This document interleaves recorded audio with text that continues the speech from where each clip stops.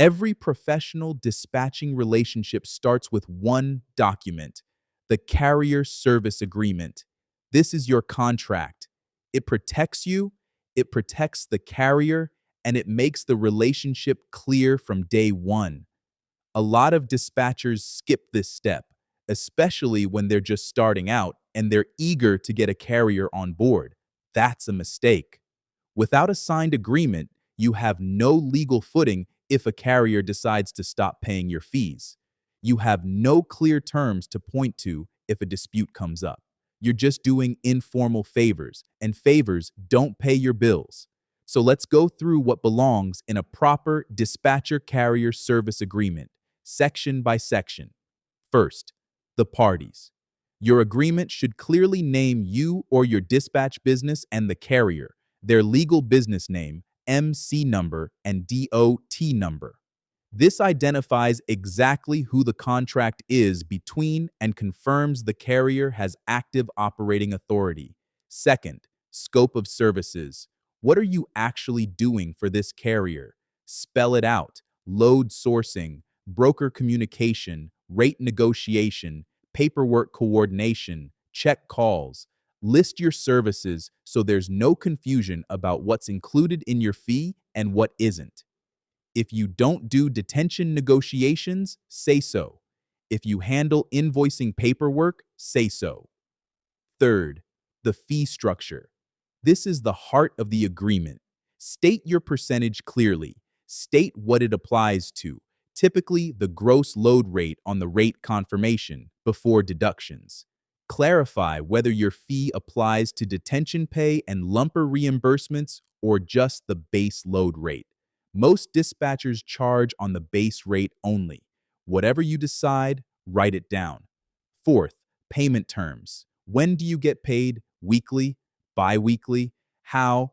ACH? Direct deposit? Zelle? How many days after load delivery does the carrier have to pay you?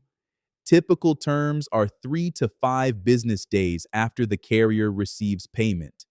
If the carrier uses factoring, note how that affects your payment timeline. Fifth, the carrier's obligations to you. This section is often forgotten, but it's critical. The carrier must provide you with current insurance, current MC and DOT information, and they must notify you of any changes to their authority or equipment. They must also communicate their availability and any lane restrictions so you can actually do your job. Sixth, termination. Either party should be able to terminate the agreement with written notice, typically 7 to 14 days. This protects both of you. If a carrier ghosts you, your agreement makes clear that notice is required. If you need to drop a carrier because they've become unreliable, you have a clean way out. Include a clause that all fees owed as of the termination date must still be paid. That's your protection for loads already dispatched. Seventh, liability limitation. As a dispatcher, you are not liable for the carrier's actions on the road, cargo claims, accidents, or regulatory violations. Your agreement should make this explicit. You are a service provider, not a co-carrier. Keep that wall clear. Finally, governing law. Name the state whose laws govern the agreement. This matters if you ever need to enforce it. Now, here's the thing. Your agreement doesn't have to be 20 pages written by a lawyer to be valid. A clean, clear 2-page document signed by both parties is enforceable. What matters is that it covers the key points we just walked through and that both parties sign it before the first load gets booked. There are several dispatcher agreement templates available online. Whatever template you start with, customize it to match your specific fee structure and service scope. Then have a business attorney in your state take one look at it before you start using it. A 1-hour consultation is worth every dollar. Your takeaway from this lesson: the carrier agreement is not a formality. It's the foundation of your business.